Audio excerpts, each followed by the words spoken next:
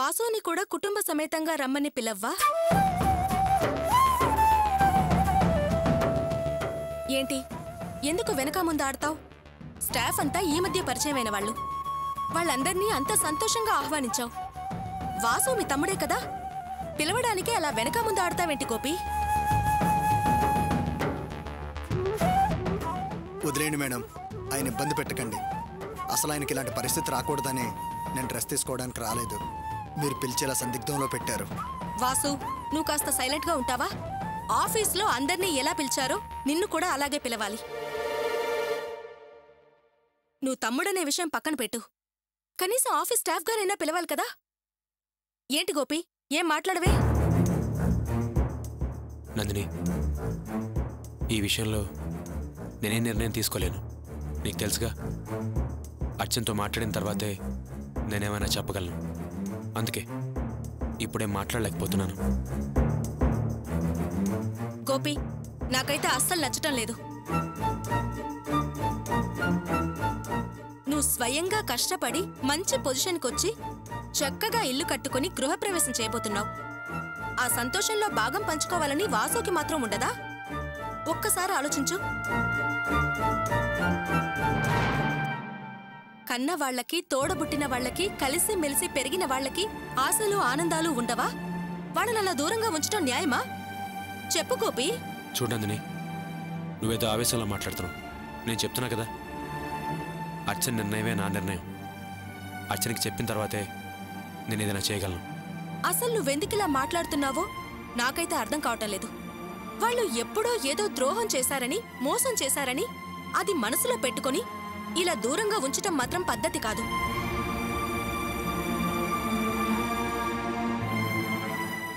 అయినా వాళ్ళు చేసిన ద్రోహానికి పరిహారం చెల్లించారు కదా, క్షమించమని నీ కాళ్ళు పట్టుకున్నారు.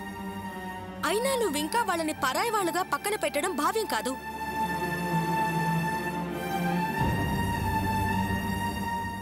నీ జీవితంలో నువ్వు చేస్తున్న మొదటి శుభకార్యంలో వాళ్ళు పాలు పంచుకోవాలి. వాళ్ళ ఆశీస్సులు తీసుకుంటే నీ జీవితం ఇంకా బాగుంటుందని నేను అనుకుంటున్నాను గోపి. శుభలేఖిచ్చి అందర్నీ రమ్మంటే చాలు, అది నీ బాధ్యత. మేడం, మీరు చాలా విషయాలు మాట్లాడారు, కానీ నా మనసులో ఒక మాట ఉంది. అది నేను అడగొచ్చా? ఏంటి వాసు? అసలు మా నాన్న ఏం చేస్తున్నారో ఎవ్వరికీ తెలీదు. కానీ ఈరోజు మీ ముందు చెప్తున్నానని తప్పుగా అనుకోవద్దు. అయినా ఆ విషయం మా అన్నయ్యకి, సారీ, సార్కి బాగా తెలుసు. ఆయన చేసే పనిని సార్ కానీ నేను కానీ తప్పుగా ఎప్పుడు అనుకోలేదు, చిన్న చూపు చూడలేదు. అసలు అలాంటి పని చేసే వాళ్ళు తాగకుండా చేయనే లేరు. కానీ తన కొడుకు గోపి తప్పుగా ఒక మాట అన్నారని తను తాగడమే మానేశారు. అలాంటి ఆయన నిన్న ఫుల్లుగా తాగి ఇంటికొచ్చి గుండె పగిలేలా ఏడ్చారు. ఆయన మనసుకు తట్టుకోలేనంత గాయం అయింది. ఎందుకంటే ఆయన చేసే డ్రైనేజ్ క్లీనింగ్ పని కోసం నిన్న ఒక బంగ్లాకి వెళ్ళారు. అక్కడ ఆయన పనిచేసేటప్పుడు సారు మేడం ఆ బంగ్లాకి వెళ్ళి గృహప్రవేశ ఇన్విటేషన్ ఆ బంగ్లా ఓనర్కి ఇచ్చి వెళ్ళారు. వీళ్ళు తిరిగి వెళ్ళేటప్పుడు చూసి పెద్ద కారులో వచ్చి వెళ్ళింది తన కొడుకు కోడలేని పొంగిపోయి పలకరిద్దామన్న ఆశతో ఆరాటంతో పరిగెత్తుకుంటూ వెళ్ళారంట.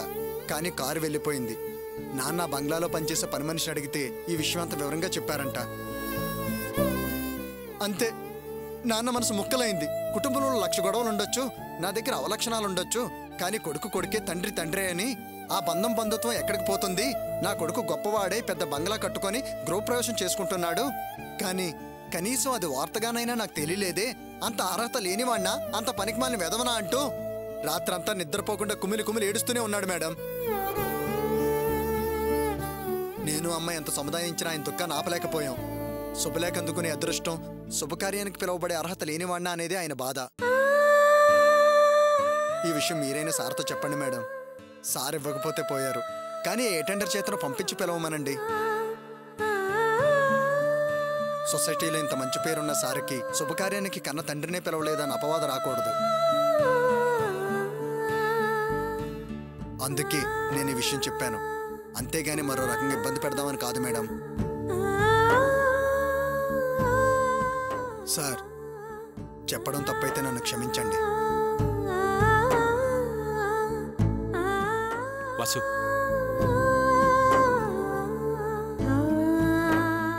రే, నేను వెంటనే ఇంటికెళ్ళి శుభలేఖిచ్చి నాన్న వాళ్ళని గృహప్రవేశానికి రమ్మని పిలుస్తాను, సరేనా? నిజంగానే పిలుస్తావా గోపి? పిలుస్తాను నందిని. ఇప్పటికీ చాలా ఆలస్యమైంది. వెంటనే నాన్న దగ్గరికి వెళ్ళి వాళ్ళని గృహప్రవేశానికి పిలుస్తాను, సరేనా? అయితే సరే నందిని, నేను బయలుదేరుతాను.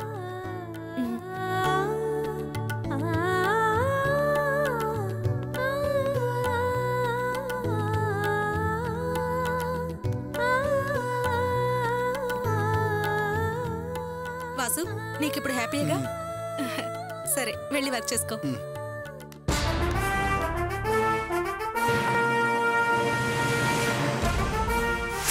భాగ్యమక్క, భాగ్యమక్క. ఎవరు? చింతమడక్క. బాగున్నావక్క? నేను బాగున్నానక్క, నువ్వెలా ఉన్నావు? బాగున్నానక్క. ఇవిగో తీసుకో. ఎందుకక్క ఇవన్నీ? ఏమున్నాయి, పళ్ళే కదా. చాలా రోజుల తర్వాత మీ ఇంటికి వస్తున్నాను. ఉత్త చేతులతో ఎందుకు రావడం అని పళ్ళు తీసుకొచ్చాను, తీసుకో. ఏంటోనక్క, మీ మనసే వేరక్క. నలుగురికి తోచినంత సహాయం చేసే బుద్ధి మీది. అది దక్కించుకునే అదృష్టం లేని వాళ్ళం మేము. సరేనక్క, ఎందుకు ఏం తీసుకుంటావు, కాఫీనా టీయా? ఇప్పుడేం వద్దులే అక్క, నీతో ప్రశాంతంగా మనసు విప్పి మాట్లాడదామని వచ్చాను. సరే రాక్క. రాక్క రా, కూర్చో అక్క. నా మీద ఇంత ప్రేమ చూపిస్తూ మాట్లాడేదానివి నువ్వొక్కదానివే అక్క. నీ పలకరింపు చాలు, నా బాధలన్నీ తొలగిపోతాయి. అక్క, అన్నట్టు ఆ 10 లక్షల ఆస్తి గంగపాలైపోయినట్టేనా? తిరిగి దక్కే అవకాశం ఏమన్నా ఉందా? ఆ ఆఫీసర్ గారిని మళ్ళీ ఎప్పుడన్నా కలిసావా అక్క? ఎప్పుడన్నా ఏంటక్క, రోజుకి 10 సార్లైనా ఫోన్ చేస్తున్నాను. ఇప్పుడు కూడా అతన్ని కలిసే వస్తున్నాను. చాలా సిన్సియర్ గా ట్రై చేస్తున్నాడు. అతను మాటంటే మాటే అక్క. 4 రోజులు టైం ఇద్దాం, తప్పకుండా సాయం చేస్తాడు. నువ్వేం దిగులు పడకక్క. ఏంటోనక్క, ఆ కాగితాలు తగలబడిపోయిన దగ్గర నుంచి తిండి తినబుద్ధి కావడం లేదు, నిద్ర పట్టి చావడం లేదు. 100లా 1000, 10 లక్షల రూపాయలు ఆస్తాయే. నా మనసు ఎంతకీ సమాధాన పట్టడం లేదక్క. అక్క, నాకు ఒక ఆలోచన వచ్చింది, చెప్పరా? ఏంటక్క అది? మనం వెళ్ళి పోలీసులకి ఈ విషయం చెబుదామా? పోలీసులా? అవునక్క, దాన్ని ఊరికే వదలకూడదు. అదేమో కొత్తిల్లు కట్టుకుని గృహప్రవేశం చేసుకుని సంతోషంగా కులుకుతూ కూర్చుంటుందా? నేనేమో ఇలా ఏడుస్తూ కూర్చోవాలా? నా 10 లక్షల రూపాయల ఆస్తిని ఒక్క నిమిషంలో కాల్చి బూడిద చేసిందక్క. నా కడుపు రగిలిపోతుంది. దాన్ని ఊరికే వదలకూడదు. ఇది పోలీసుల దాకా వెళితే నా మోసం బయటపడి మొదటికే మోసం వస్తుంది. దీని ఆలోచన మార్చాలి. అక్క, తొందరపడి అలాంటి ప్రయత్నం చేయకో. కాస్త ఓపిక పట్టక్క. అదేంటక్క, కాస్తంత ఓపిక పట్టు, పోలీసులకి ఈ విషయం చెప్పొద్దు అంటావేంటి? అలా అనడానికి కారణం ఉందక్క. పోలీసులు కేసులు అని వెళితే అది మన మీదకి రివర్స్ అవుతుందేమోనని అంటున్నాను. అసలే మన టైం బాగోలేదక్క. ఏంటక్క నువ్వనేది? అవునక్క, మన అర్చన మీద కేసు పెడితే మనకి సాక్ష్యం ఎవరుంటారు? మేం కళ్ళు మూసుకుని దండం పెట్టుకుంటున్నామని అర్చనకి వత్తాసుగా జయంతి మాట్లాడుతుంది. అప్పుడు మనం తప్పున పడతాం. అదీ కాక నేనేమో గంజాయి కేసులో, నువ్వేమో దొంగతనం కేసులో జైలుకి వెళ్ళొచ్చావు. మనల్ని ఎలా నమ్ముతారు చెప్పు? పైగా ఇప్పుడు ఆ అర్చన ఆస్తి అంతస్తు పలుకుబడి ఉన్న వ్యక్తాయే. మన మాటలు అస్సలు చెల్లుబాటు కావక్క. అందుకే కాస్త ఓపిక పట్టమంటున్నాను. లేకపోతే ఆ గోపి మళ్ళీ మనల్ని జైల్లో పెట్టిస్తాడు. వాడికి ఎంత డబ్బుంటే మాత్రం మనల్ని ఎందుకు జైల్లో పెట్టిస్తాడు? తప్పు చేసింది వాడి పళ్ళం కదా. కావచ్చక్క, కానీ మన మాట ఎవరూ నమ్మరు. పైగా మన గురించి ఆరా తీసి పాత రికార్డులు వెరిఫై చేసి కేసు రివర్స్ చేసి లోపల పడేస్తే బయట ఆస్తి దక్కించుకునే ప్రయత్నం వెనకబడిపోతుందక్క. కాబట్టి అటు ఆలోచించకుండా ఆస్తి కోసం పాకులాటం మంచిది. ఏమంటావక్క?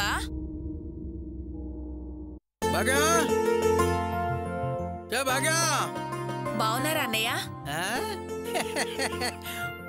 ఓ చింతామణి అక్కయ్య గారా, మీరెప్పుడు వచ్చారు? ఇప్పుడే వచ్చానన్నయ్యా. ఏంటమ్మా, నీకు నేను అన్నయ్యనా? అవును, నాకు కొంచెం తికమక్కగా ఉంది, కాస్త వివరించి చెబుతారా? ఏంటన్నయ్య అది? ఆహా మరేం లేదమ్మా. నేనేమో మిమ్మల్ని అక్కయ్య అంటున్నాను, మీరేమో నన్ను అన్నయ్య అంటున్నారు. అదేమో మిమ్మల్ని అక్కయ్య అంటోంది, మీరు దాన్ని అక్కయ్య అంటున్నారు. ఈ వరుసలేమిటో మడత పేజీలా ఉన్నాయి. కాస్త వివరంగా క్లియర్ గా చెబుతారా? అర్థం చేసుకుంటాను. అయ్యో అన్నయ్య, తికమకలు, మడత పేచీలు, క్లారిఫికేషన్లు ఏమున్నాయి? ఏదో ఒకరికొకరం గౌరవం ఇచ్చుకుంటూ అభిమానంతో ప్రేమతో పిలుచుకునే పిలుపులవి. నాకు మీ ప్రేమ ఆపేక్షలు తెలియవు, కానీ మీరు కనబడితే మాత్రం ఒకటే కంగారు, గుండెదడ. సరే, రాత్రంతా ఇది దిగాలుగా మొహం పెట్టింది. పలకరిస్తే 10 లక్షల లాస్ ఉంటుంది. అసలు ఏ వ్యాపారం చేశావే, ఎందుకు నష్టం వచ్చింది అంటే ఏమీ చెప్పదు. పైగా నా మీద విరుచుకుపడుతోంది. నాకు ఒకటి అర్థం కాక అడుగుతాను. ఏదన్నా పరిహారం కోసం గుడికెళ్తే లెంపలేసుకుంటారు, గుంజుళ్ళు తీస్తారు, ప్రదక్షిణాలు చేస్తారు. అదలా ఉంటే హుండీలో కానుకలు వేసుకుంటారు. అంతేగాని ఈ మందభాగ్యానికి 10 లక్షలు ఇవ్వటమేమిటి చింతామణి గారు? ఇవి బుద్ధి మందగించే చేష్టల్లా లేవు. ఏంటయ్యా మాటలు? ఇంటికి వచ్చిన వాళ్ళతో మంచి మర్యాద లేకుండా మాట్లాడుతున్నావు. తనేమో మంచి మనసుతో సాయం చేయాలని చూస్తే తప్పు చేసినట్టు వేలెత్తి చూపిస్తావేంటి? అబ్బా, నా విషయం అటు ఉంచవే. అసలు మీరు ఇద్దరూ కలిస్తేనే అవతల వాళ్ళ కొంపలు మునుగుతాయి. అలాంటిది మీ ఇద్దరూ ఒకటే మంతనాలు జరుపుతుంటే ఏదో ప్రళయం వస్తున్నట్టే. అలాంటిది ఆవిడ నీకు సాయం చేయటం ఏమిటి, నీకు నష్టం రావడం ఏమిటి? ఇది ఎంత ఆలోచించినా నాకు అస్సలు అర్థమయ్యే సావట్లేదు. అక్క, ఆయన మాటలే అంత, నువ్వేం పట్టించుకోకు. తిక్క మనిషి, తిక్క మాటలు. చూడు, ఒక్క నిమిషం అక్క. హలో అమ్మా, నేను వాసుని మాట్లాడుతున్నాను. చెప్పరా వాసు. నీకు ఒక ముఖ్యమైన విషయం చెప్తామని ఫోన్ చేశాను. జాగ్రత్తగా విను. నేను, నందిని, గోపి ముగ్గురం కలిసి ఇప్పుడు మన ఇంటికి గృహప్రవేశం కార్డు ఇవ్వడానికి వస్తున్నాం. ఏంట్రా నువ్వనేది? అవునమ్మా, నేను చెప్పేది నిజం. అసలు మనం వాళ్ళ దగ్గరికి వెళ్దాం అనుకున్నాం. ఇప్పుడు వాళ్ళే మన దగ్గరికి వస్తున్నారు. ఈ అవకాశం మనం ఎలాగైనా ఉపయోగించుకొని మనం మన కార్యాన్ని సాధించుకోవాలి. వాళ్ళతో కాస్త జాగ్రత్తగా నడుచుకో, అర్థమైందా? అలా అన్నం కాదే, చెప్పిందంతా జ్ఞాపకం ఉంచుకొని జాగ్రత్తగా నడుచుకో. సరేరా. అమ్మా, నేను మళ్ళీ చేస్తాను. అలాగేరా. వాసు, బయలుదేరదామా? అలాగే మేడం. పద. ఏంటి ఆలోచిస్తున్నావు? ఆ వాసుగాడు ఏమన్నాడు? నీ కొడుకు గోపి శుభలేఖలు తీసుకుని మనల్ని గృహప్రవేశానికి పిలవడానికి వస్తున్నాడంట. ఏంటి నువ్వు అనేది? అవును, వాసు ఫోన్ చేసి చెప్పింది అదే.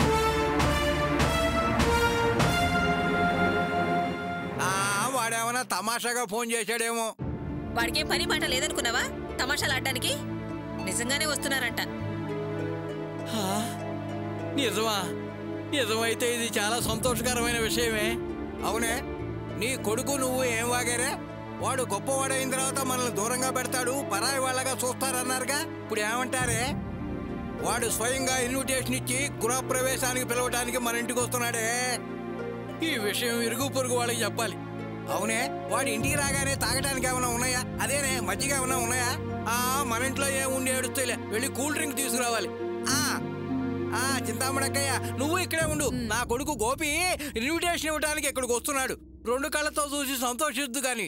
ఇక్కడే ఉండు, ఇప్పుడే వచ్చేస్తా. ఏం భాగ్యమక్క, వాళ్ళ బంధం వద్దు, సంబంధం వద్దు, చుట్టరిగా అసలే వద్దు అన్నావు. ఆయనేమో కొడుకు ఇంటికి వస్తున్నాడు అని సంతోషపడుతూ ఉక్కిరి బిక్కిరి అయిపోతూ ఊగిపోతున్నాడు. మరి నువ్వేం చేస్తావు? నేను ఆనందంగా ఆహ్వానిస్తాను. ఏంటక్కా ఇంత సడన్ గా ఇలాంటి నిర్ణయం తీసుకున్నావు? ఇంత స్పీడ్ గా ప్లేట్ ఫిరాయించేసావేంటి? ప్లేట్ ఫిరాయించేది ఆ అర్చన మీద పగ తీర్చుకోవడానికి, నవ్వుతూ గొంతు నిలిమేయడానికి. ఇదే సరైన సమయము, సరైన దారి. ఆ గోపి మాతో కలవకుండా ఉండేలా వాడికి లేనిపోనివి నూరిపోసి దాని కొంగున ముడివేసుకుంది. ఇప్పుడు వాడు కార్డివ్వడానికి వచ్చినప్పుడు తల్లి ప్రేమ కురిపించి వాడి తలకెక్కిన విషయాన్ని దించేస్తాను. దాని కొంగు ముడివిప్పి వాణ్ణి నా గుప్పెట్లో పెట్టుకుంటాను. అప్పుడు ఆట ఆడిస్తాను చూడు. ఆ ఆటకి వాళ్ళు ఊపిరాడక ఉక్కిరి బిక్కిరైపోవాలి. ఐశ్వర్యం కలిసొచ్చిందని దానికి అద్దు ఆపు లేకుండా పోయింది. వాణ్ణి నా దారిలోకి తెచ్చుకొని దాని బతుకులో నిప్పులు పోస్తాను. దాన్ని ఆస్తి అంతస్తు అనుభవించకుండా చేస్తాను. సుఖ సంతోషాలకు దూరం చేస్తాను. దానికి ఇదే సరైన ముహూర్తం. అక్క, నేను కాఫీ పెట్టుకొస్తానండు. ఆ గోపి వస్తే ఇదనుకునేది జరుగుతుందా, నేనాశించేది జరుగుతుందా? ఏదో ఒకటి చేసి ఇక్కడ రచ్చ రచ్చ చెయ్యాలి. ఏం చేయాలి? ఆ గోపి ఒక్కడే వస్తే అర్చనకి చెప్పకుండా వస్తున్నాడని అర్థం.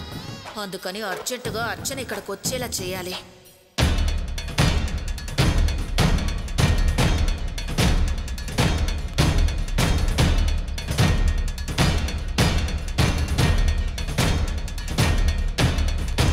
Madam, tea madam.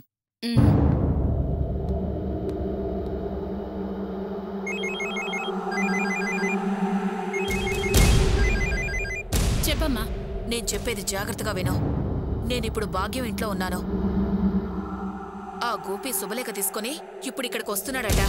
Vasu phone చేసి భాగ్యానికి చెప్పాడు. నాకు తెలిసినంత వరకు ఆ గోపి అర్చనకి చెప్పకుండానే ఇక్కడికి వస్తుండాలి. అందుకని నువ్వు ఏదో ఒకటి అర్చనకి చెప్పి అది ఎలాగైనా ఇక్కడికి వచ్చేలా చెయ్యి. అది వస్తే గాని ఇక్కడ అణుబొమ్మ పేల్దాం. అమ్మా, నువ్వు చెప్పేది నిజమా? ఆ గోపి అక్కడికి వస్తున్నాడా? అర్చనకి ఏం చెప్పి అక్కడికి పంపాలి? ఏదో ఒకటి చెప్పి ఇక్కడికి పంపించవే. అది ఇక్కడికి వచ్చేలా చూడు. బుర్ర పెట్టి ఆలోచించు. ఎలాగైనా బాంబు పేలాలి. సరే అమ్మా. జాగ్రత్త.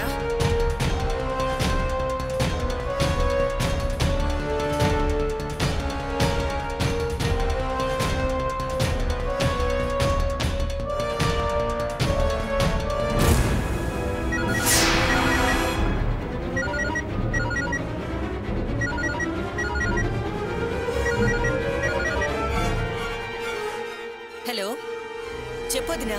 అర్చన, నువ్వు ఇప్పుడు ఎక్కడున్నావు? ఆఫీస్కి వెళ్ళడానికి రెడీ అవుతున్నాను. ఇంకా కొంతమంది కార్డ్స్ ఇవ్వాలి. ఏంటో చెప్పు. ఏం లేదు అర్చన, నీతో ఒక ముఖ్యమైన విషయం చెప్పాలి. కానీ చెప్పాలా వద్దా అని, చెప్తే నువ్వు ఎలా రిసీవ్ చేసుకుంటావనని వెనక ముందు ఆడుతున్నాను. ఏంటది నాది? చెప్పాలా వద్దా అని వెనక ముందు ఆలోచించేంత విషయం ఏంటి చెప్పు. అది సరే కాని, నీకు మీ గృహప్రవేశానికి గోపి నాన్నగారిని ఆ భాగ్యాన్ని పిలవడం ఇష్టం లేదు కదా? వాళ్ళు రావడం నచ్చదు కదా? అవును, అందులో ఏ అనుమానం లేదు. అయినా నువ్వు చెప్పాలనుకున్న విషయం ఏంటి, అది చెప్పు. వేరే విషయం ఏం లేదు అర్చన. నీకేది ఇష్టం లేదో, ఎవరింటే నచ్చదో వాళ్ళకి ఇన్విటేషన్ ఇచ్చి గృహప్రవేశానికి ఆహ్వానించడానికి మీ వారు వెళ్తున్నారు. ఏంటి, మావారు గృహప్రవేశానికి పత్రికిచ్చి వాళ్ళని పిలవడానికి వెళ్తున్నారా? ఎవరు చెప్పారు? నాకు ఈ విషయం ఎవరో చెప్పింది కాదర్చన. నా కళ్ళతో చూశాను, నా చెవులతో విన్నాను. మా మేనేజర్ ఒక కారు కావాలంటే వెంటనే నాకు గోపి గుర్తొచ్చి ఇద్దరం మీ ఆఫీస్కి వెళ్ళాం. అక్కడ మీ వారు, వాసు, నందిని మీ అత్తగారింటికి వెళ్లి వాళ్ళకి ఇన్విటేషన్ ఇచ్చి పిలిచే విషయం గురించి మాట్లాడుకుంటున్నారు. ఆ మాటలు విని నేను అవాక్కయ్యాను. మీ వారు మిగతా వాళ్ళు మమ్మల్ని పట్టించుకునే స్థితిలో లేనేలేరు. వాళ్ళ ఆనందంలో వాళ్ళున్నారు. నేను తేరుకుని గమనించేసరికి వాళ్ళు కారు ఎక్కి వెళ్ళిపోయారు. నేను చెప్పేది అబద్ధం అనిపిస్తే నువ్వు మీ అత్తగారింటికెళ్ళి చూడు, నీకే మొత్తం అర్థం అవుతుంది. ఈ విషయం నాతో చెప్పేశావు కదా, ఇక నేను చూసుకుంటానులే. సరే అర్చన, మరి నేను ఉంటాను.